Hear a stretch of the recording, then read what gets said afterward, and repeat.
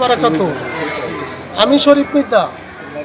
আমরা তথ্য পাই যে বন বিভাগ চকপাড়া ওর নাম কি রনি মিয়া অনেক দিন যাবৎ বড় ডিলার ব্যবসা করে। তো আমরা গোপন সূত্রে গিয়ে আজকে 42 পিস গড়ি সহ রনি মিয়াকে আমরা পাই। আর রনি মিয়া এরকম এই এলাকায় অনেক রনি মিয়া আছে।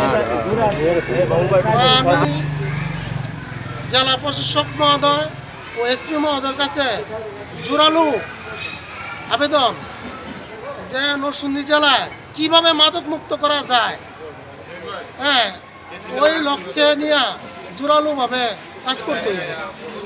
আমাদের সহযোগিতা লাগলে আমরাও সহযোগিতা করব।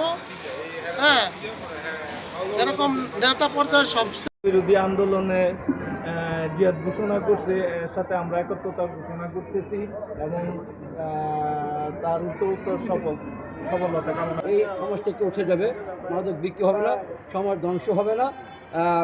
এটাই আমি প্রশাসনের কাছে আবেদন করছি। আপনারা প্রশাসন আছেন, প্রশাসন যে লোকজন আছেন, আপনারা সব মাদক যে গডফাদার তাদেরকে ধরেন। যারা আন্দোলন করছেন আমাদের নরসিংদী জেলার মধ্যে এই 20 বছর এরশাদ সরকারের আমল থেকে ধরে আজকে পর্যন্ত এমনভাবে মাদক বিরোধী আন্দোলন করতে একমাত্র শরীফ পাইকে, যাকে সাহসী শহীদ এবং সততার শহীদ অর্থ নরসিংদী জেলার মধ্যে উনি একাই পুরো মাদকে যারা বিক্রি করছেন তাদেরকে ধরছেন। এবং আমি প্রশাসন ভাইদেরকে বলছি, আপনারা সকলে শরীফ ভাইয়ের পিছনে থাকেন, আপনাদের কোনো ভয় নাই, আপনাদের কিন্তু কিছু হবে না। মাদক বিক্রেতা ধরেছিলাম। বিকালে আবার আমরা একটা খবর পাই বনিবাগের দিকে রনি নামে একটা ছেলে মাদক বিক্রি করে। তাকে ধরতে গিয়ে আরেকজন পাইছি, 2 জনকে ধরছি। একজনের সাথে 39 পিস, আরেকজনের সাথে 3 পিস। তাদের বিরুদ্ধে এলাকাবাসী ভয়ে মুখ খোলে না, কিন্তু আমরা কাউকে ভয় পাই নাই, ঠিকই আমরা ধরে ফেলেছি।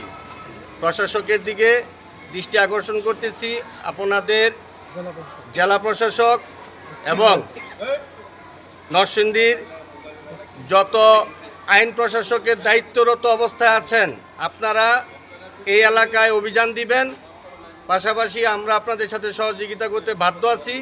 আপনারা একটু চেষ্টা করবেন, ঠিকই আমাদের মতো ধরতে পারবেন। ভালো থাকবেন। আন্দোলন যারা করতেছেন, সেমিনার করতেছেন, তাদেরকে সাধুবাদ জানাই। পাশাপাশি আমাদের মতো এইভাবে রিকভারি ধরে দিতে হবে, তখনই এই দেশ মাদক মুক্ত হবে।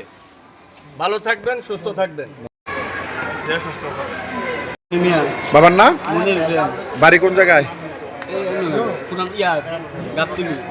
কি কাজ করেন? জি বুঝলাম না।